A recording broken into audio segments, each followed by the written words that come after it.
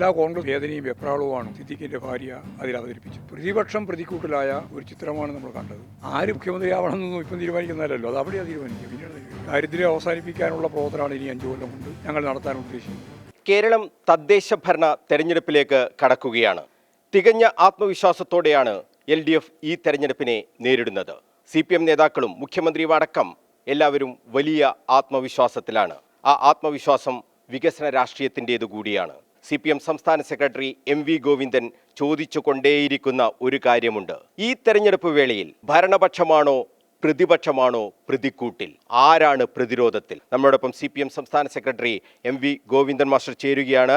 മാഷെ, ആ ചോദ്യം തന്നെയാണ്, ആരാണ് പ്രതിക്കൂട്ടിൽ? ആ ചോദ്യം കേരള ജനത ഈ തെരഞ്ഞെടുപ്പ് കാലത്തൊക്കെ ചർച്ച ചെയ്യില്ലേ? തീർച്ചയായിട്ടും ചർച്ച ചെയ്തിട്ടുണ്ട്. സാധാരണ നിലയിൽ ഒരു 9.5 വർഷക്കാലം ഭരണത്തിലിരുന്ന ഭരണകക്ഷിയായിട്ടുള്ള ഒരു മുന്നണി തിരഞ്ഞെടുപ്പിനെ അഭിമുഖീകരിക്കുമ്പോൾ സ്വാഭാവികമായിട്ടും അവിടെയും ഇവിടെയൊക്കെ ആയിട്ട് ഒരുപാട് പ്രശ്നങ്ങൾ ആരായാലും ഉണ്ടാകും. പക്ഷേ ഇപ്രാവശ്യം അത്തരത്തിലുള്ള ഒരു കാര്യവും ചർച്ച ചെയ്തില്ല എന്ന് മാത്രമല്ല, പ്രതിപക്ഷം പ്രതിക്കൂട്ടിലായ ഒരു ചിത്രമാണ് നമ്മൾ കണ്ടത്. അത് രാഹുൽ മാക്കൂട്ടത്തിൻ്റെ പ്രശ്നം മാത്രമല്ല, ഒരു വികസന നിലപാടും ഞങ്ങൾ സ്വീകരിക്കാൻ അനുവദിക്കില്ല എന്ന രാഷ്ട്രീയ നിലപാട് സ്വീകരിച്ച ഒരു പ്രതിപക്ഷമാണ് കേരളത്തിലുള്ളത്.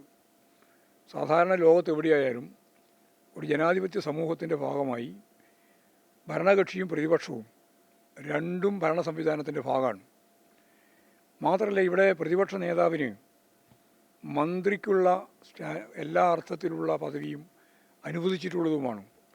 അങ്ങനെയുള്ള ഒരു സമൂഹത്തിൽ എല്ലാ അർത്ഥത്തിലും ഒരു വികസന പ്രവർത്തനവും നടത്താൻ ഞങ്ങൾ അനുവദിക്കില്ല എന്ന നിലപാട് പച്ചയായിട്ട് എടുത്ത് മുമ്പോട്ടേക്ക് പോകുന്ന ഒരു പ്രതിപക്ഷ പ്രസ്ഥാനത്തിന് അല്ലെങ്കിൽ മുന്നണിക്ക് എങ്ങനെയാണ് ജനങ്ങളെ അഭിമുഖീകരിക്കാനാവുക?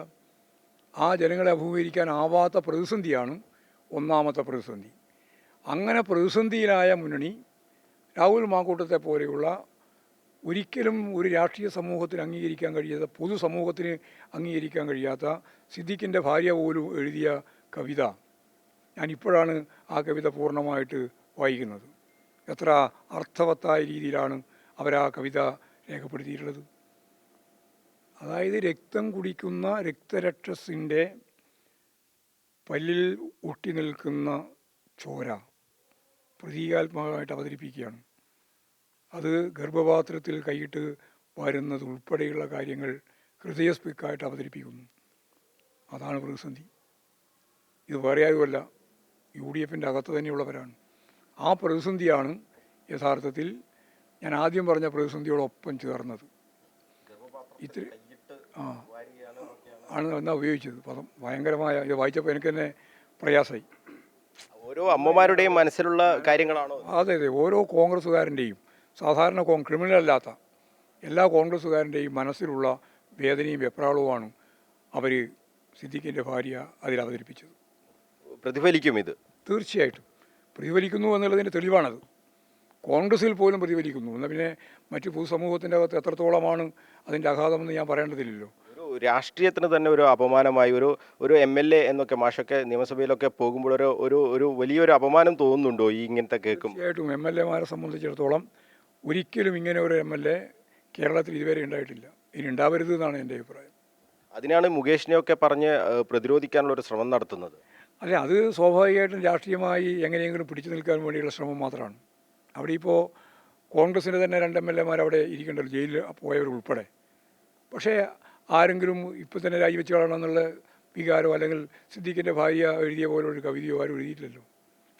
ഇത് പ്രത്യേകമാണ്. ഇത് പ്രത്യേക ഒരു സീസായിട്ടുള്ള ഒന്നവസ്ഥയാണ്. ഈ വികസനം വലിയ തോതിൽ ചർച്ചയാകാൻ പോകുന്ന ഒരു തെരഞ്ഞെടുപ്പ് കൂടിയാണ്. ഈ പ്രാദേശിക തെരഞ്ഞെടുപ്പ് എന്ന് പറയുമ്പോൾ അവിടെ നാട്ടിലെ പ്രശ്നങ്ങളൊക്കെയാണ് വലിയ തോതിൽ ചർച്ചയാവുക. ഈ കണ്ണൂർ കോർപ്പറേഷൻ്റെ ഒരു കാര്യത്തിൽ LDF ഒരു വികസന രേഖ തന്നെ മുന്നോട്ട് വെച്ചിട്ടുണ്ട്. എന്തൊക്കെ കാര്യങ്ങൾ നടപ്പാക്കും, അത് തട്ടിപ്പാണെന്നാണ് ഇപ്പോൾ കണ്ണൂരിലെ കോൺഗ്രസ് നേതാക്കളൊക്കെ പ്രചരിപ്പിക്കുന്നത്. അല്ല, കോൺഗ്രസ് നേതാക്കന്മാർക്ക് അത് പറയാനേ പറ്റുള്ളൂ. ഞങ്ങളെ സംബന്ധിച്ചിടത്തോളം 2 കാര്യമാണ്.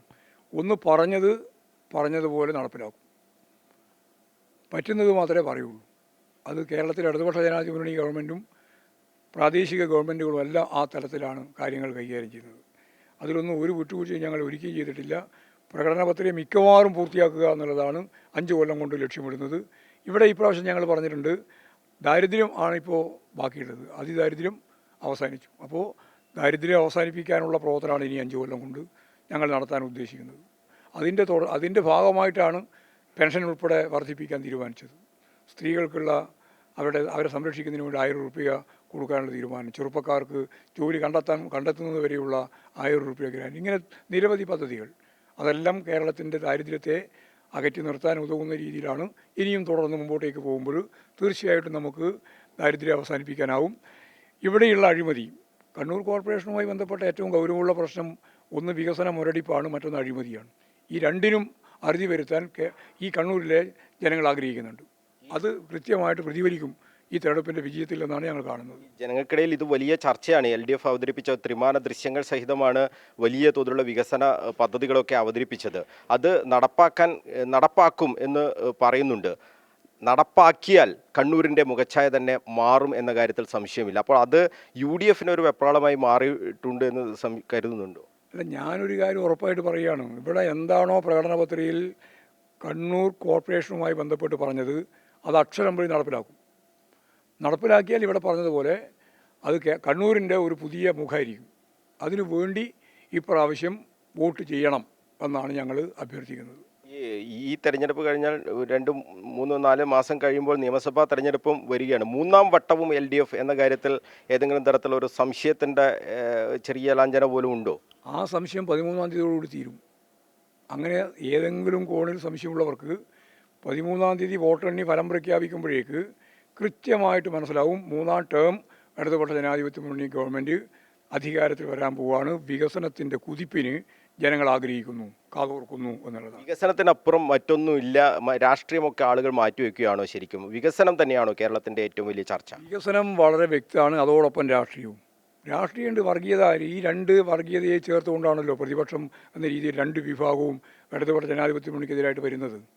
ന്യൂനപക്ഷ വർഗീയതയെ ചേർത്തുകൊണ്ടാണ് ലീഗും കോൺഗ്രസും, ജമാഅത്ത് ഇസ്ലാമി, അതുപോലെ തന്നെ തീവ്രവാദ നിലപാട് സ്വീകരിക്കുന്ന SDPI, മറുഭാഗത്ത് RSS, BJP, സംഘപരിവാർ, ഈ 2 വിഭാഗത്തെയും എതിർത്തുകൊണ്ടാണ് ഞങ്ങൾ മതനിരപേക്ഷ ഉള്ളടക്കത്തെ മുന്നോട്ടേക്ക് വെച്ചുകൊണ്ട് അതിശക്തിയായ രീതിയിലുള്ള ഇലക്ഷൻ പ്രവർത്തനം മുന്നോട്ടേക്ക് കൊണ്ടുപോയിട്ടുള്ളത്. ഈ ജമാഅത്തെ ഇസ്ലാമിയുടെ ഒരു കൂട്ടുകെട്ട് അത് UDFൻ്റെ ഒരു സർവനാശത്തിലേക്കാണോ പോകുന്നത്? ഒരു സംശയമില്ല.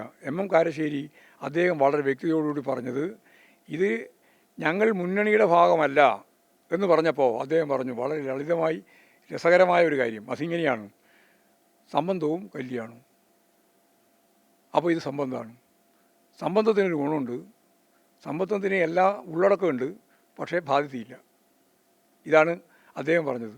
ഇതുകൊണ്ടൊന്നും കേരളത്തിലെ ജനങ്ങളുടെ കണ്ണിൽ പൊടിയിടാൻ സാധിക്കില്ല എന്ന് കൃത്യമായിട്ട് കാരശ്ശേരി മാഷ് പറയുന്നുണ്ടായി. കാരശ്ശേരി മാഷ് ഒരു LDFന് വേണ്ടി പറയുന്ന ഒരാളല്ലല്ലോ. അല്ലല്ല, തീർച്ചയായും. അതുകൊണ്ടല്ലേ ഞാൻ അദ്ദേഹത്തെ ഉദ്ധരിക്കുന്നത്, വേറെ ആരെങ്കിലല്ലോ ഉദ്ധരിച്ചത്. അദ്ദേഹം LDFന് വേണ്ടി പറയുന്നവരല്ല, പലപ്പോഴും പല കാര്യങ്ങളിലും LDFനെ വിമർശിക്കുന്നവരാണ്.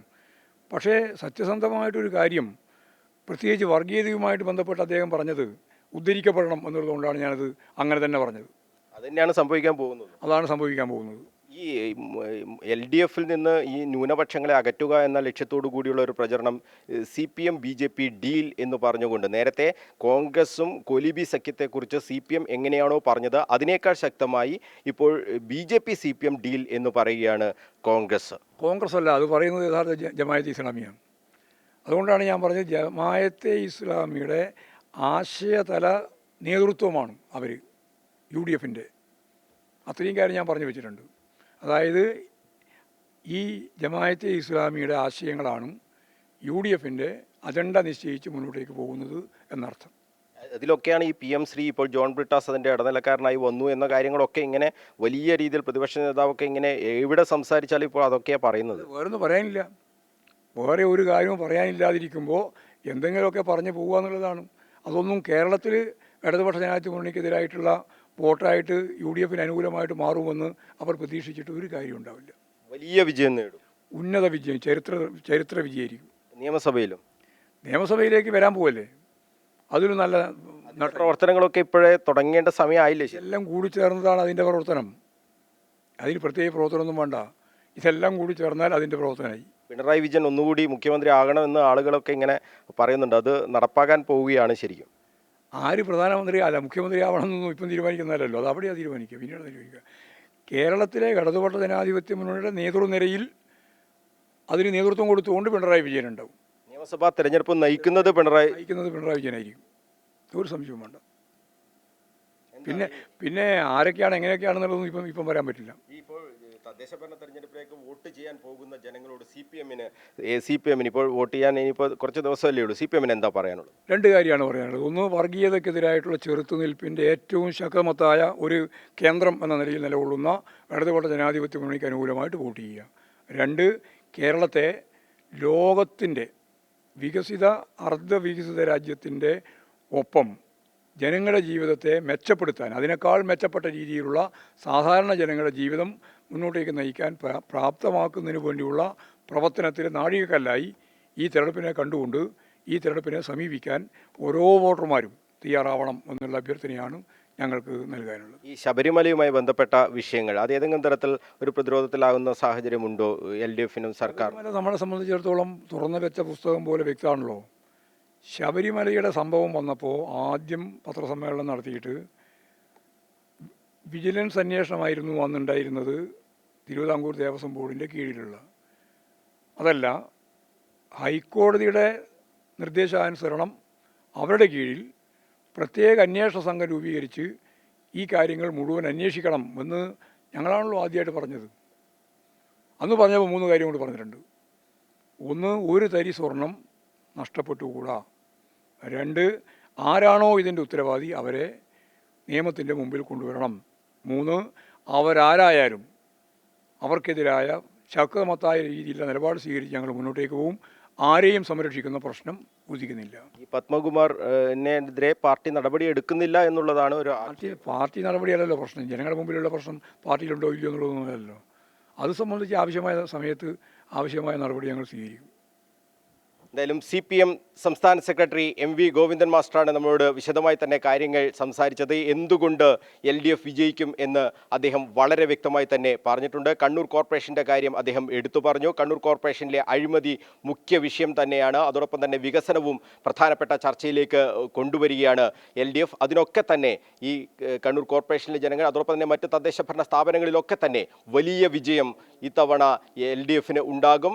അടുത്ത വരാനിരിക്കുന്ന നിയമസഭാ തെരഞ്ഞെടുപ്പിൻ്റെ ഫലം എന്തായിരിക്കും എന്നതിൻ്റെ സൂചന നമുക്ക് 13-ാം തീയതി തദ്ദേശ ഭരണ തെരഞ്ഞെടുപ്പിൻ്റെ വോട്ടെണ്ണുമ്പോൾ കാണാം എന്നാണ് ആത്മവിശ്വാസത്തോടുകൂടി CPM സംസ്ഥാന സെക്രട്ടറി MV ഗോവിന്ദൻ മാസ്റ്റർ വ്യക്തമാക്കുന്നത്. അതായത് ഒരു തരത്തിലുള്ള ആശങ്കയും ഈ തെരഞ്ഞെടുപ്പിനെ അഭിമുഖീകരിക്കുമ്പോൾ LDFനില്ല. സംസ്ഥാന സർക്കാരിൻ്റെ വികസന നേട്ടങ്ങൾ തന്നെയാണ് എടുത്തു പറഞ്ഞുകൊണ്ട് LDF ജനങ്ങളെ സമീപിക്കുകയും ചെയ്യുന്നത്. വലിയ വിജയം എന്ന് തന്നെ അദ്ദേഹം ആത്മവിശ്വാസത്തോടുകൂടി പറയുകയാണ്. ഒരു തെരഞ്ഞെടുപ്പിനെ നേരിടുമ്പോൾ സ്ഥാനാർത്ഥികൾക്ക്, മുന്നണിക്ക് അവരുടെ പ്രവർത്തന മണ്ഡലങ്ങളിലേക്ക് പോകുമ്പോൾ ഈ സർക്കാരുമായി ബന്ധപ്പെട്ട് 9.5 വർഷമായി സംസ്ഥാന സർക്കാർ ഈ ഭരണത്തിലുള്ളത്. അപ്പോൾ ഭരണവിരുദ്ധ വികാരം എന്നത് ഒരു തരത്തിലും ഇല്ല എന്ന് ആത്മവിശ്വാസത്തോടു കൂടി പറയാൻ കഴിയുന്നത് തന്നെയാണ് ഒരു മുന്നണിയെ നയിക്കുന്ന CPMൻ്റെ സംസ്ഥാന സെക്രട്ടറിക്ക് പറയാൻ കഴിയുന്നത്. അതുതന്നെയാണ് അവരുടെ ആത്മവിശ്വാസവും. കണ്ണൂരിൽ നിന്നും ക്യാമറമാൻ ബിജു അഴീക്കോടിനൊപ്പം മനോജ് മയ്യിൽ, കണ്ണൂർ വിഷൻ.